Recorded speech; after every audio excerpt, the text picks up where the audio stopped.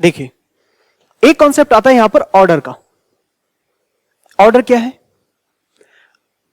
Highest derivative जो किसी equation में, किसी डिफरेंशियल इक्वेशन में सबसे बड़ा डेरिवेटिव होगा, जितनी बार सबसे ज्यादा डिफरेंशिएशन किए गए होंगे वो उसका ऑर्डर कहलाएगा। Highest derivative. डिग्री क्या होगी? डिग्री है इस हाईएस्ट डेरिवेटिव टर्म को जब आप पहचान लेंगे ना, जब हाईएस्ट डेरिवेटिव टर्म्स आपको मिल जाएगी, उसके बाद आप उसकी इंटीग्रल पावर देखेंगे।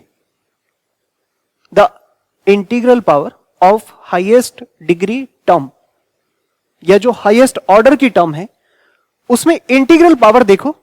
लेकिन उसमें एक बात का ध्यान रखना है। क्या लिखा है? प्रोवाइडेड क्या? All derivatives are free. ये बड़ी इंपॉर्टेंट बात है। फ्री होने चाहिए, सभी डेरिवेटिव्स फ्री होने चाहिए। अब फ्री का क्या मतलब है, यह भी हम दो एग्जांपल से आपको समझाते हैं। आइए देखते हैं क्या एग्जांपल है। यह क्वेश्चन लिखा है, देखो इसमें जैसे हम यहां बात करें इस क्वेश्चन की, इसमें आपसे पूछा गया है कि ऑर्डर और डिग्री फाइंड कीजिए ऑफ दिस क्वेश्चन। पहला जो अभी एग्जांपल लिखाया था वही है। यहां आप देखिए कि सबसे ज्यादा बार डिफरेंशिएशन कितनी बार हो रहा है।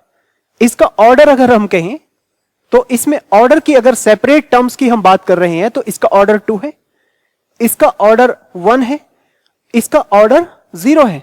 0 मतलब एक भी बार डिफरेंशिएशन नहीं किया हमने उसका। y just as a function ऐसे ही लिखा हुआ है। यहां ही कोई फंक्शन लिखा है, कोई बात नहीं। अब आप ये चेक कीजिए, इन सभी ऑर्डर्स में जो हाईएस्ट डेरिवेटिव है वो कितना है। तो आप यहां पर देख पाएंगे कि 2 is the maximum derivative found in this differential equation. That's why order of differential equation, order of differential equation is equal कितना हो जाएगा? वो 2 हो जाएगा। इतनी बात समझ में आ गई?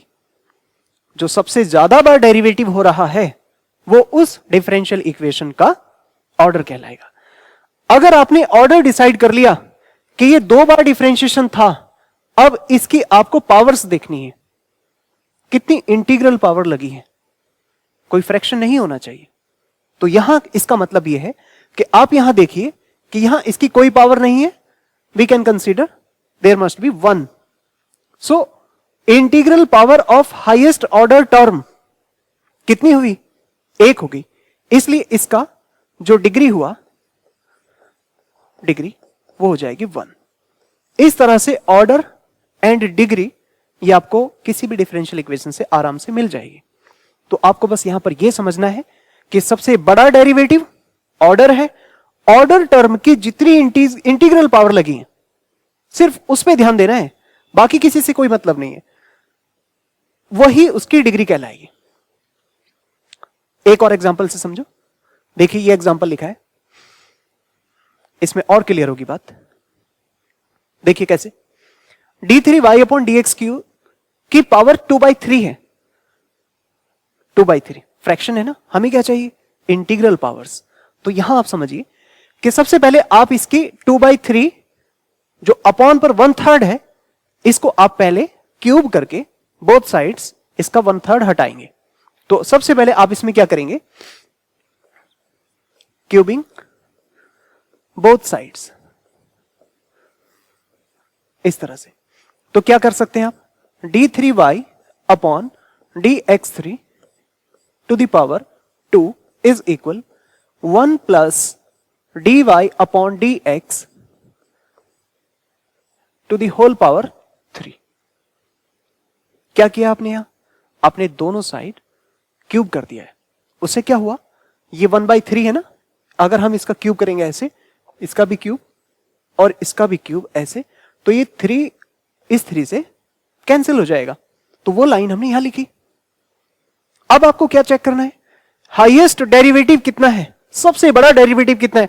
तो आप यहां पर देख पा रहे होंगे ये 3 बार डेरिवेटिव हो रहा है। d3y/dx 3 टाइम्स डेरिवेटिव है। अब यहां आगे देखो, ये कितनी बार डिफरेंशिएशन हो रहा है? ये 1 टाइम डिफरेंशिएशन हो रहा है इसका। अब इसमें कोई भी बता देगा कि हाईएस्ट सबसे ज्यादा बार डेरिवेटिव कितनी बार हुआ है? 3 बार हो गया। इसलिए इसका ऑर्डर क्या होगा? ऑर्डर ऑफ डिफरेंशियल इक्वेशन, इसका ऑर्डर की हम बात करेंगे तो वो हो जाएगा 3। अब बात रही डिग्री की। देखो ऑर्डर आप इसका पहली लाइन में भी डिसाइड कर सकते थे, यहां पर आप बिना क्यूब करे ऑर्डर कहीं भी डिसाइड कर सकते हैं, लेकिन अब बात डिग्री की आ रही है, जरा उसको समझिए, बड़ी इंपॉर्टेंट बात है। यहां भी इसका ऑर्डर 3 ही है, 3 बार डिफरेंशिएशन, तो बिना क्यूब करे आप इसका ऑर्डर बता सकते हैं। लेकिन अगर आपने यहां से इसकी डिग्री बताने की कोशिश की तो आप इसको जल्दबाजी में कह जाएंगे कि इसकी डिग्री 2/3 है, जो कि गलत होगा। फ्रैक्शन तो चाहिए नहीं ना। क्या समझाया अभी आपको? इंटीग्रल पावर्स होनी चाहिए, ओनली इंटीग्रल पावर्स, सारे डेरिवेटिव फ्री हो। तो यहां पर हमने इसी वजह से इसका क्यूब किया। अब जरा ध्यान दो, जब आप इसका होल क्यूब खोलेंगे तो कहीं dy/dx का होल क्यूब आ रहा होगा, तो dy/dx की पावर 3 होगी, लेकिन वो dy/dx की पावर होगी 3। उससे हमें कोई मतलब नहीं है।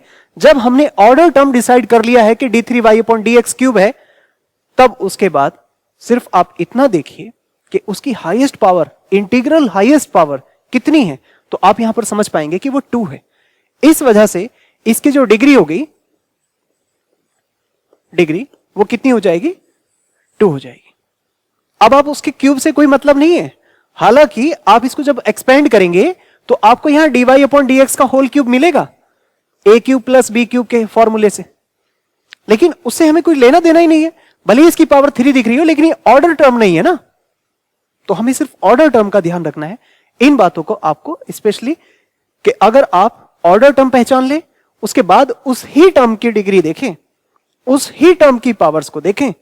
आगे हमें इससे कोई मतलब नहीं कि होल क्यूब किसका ज्यादा आ रहा है, किसका कम आ रहा है, या 3 जो है वो इस 2 से बड़ा है, तो हमें इससे मतलब नहीं है, क्योंकि हमें सिर्फ ऑर्डर टर्म को देखना है। तो ये बात क्लियर होनी चाहिए। तो ऐसे हमने ऑर्डर और डिग्री किसी भी क्वेश्चन की निकाल देनी है।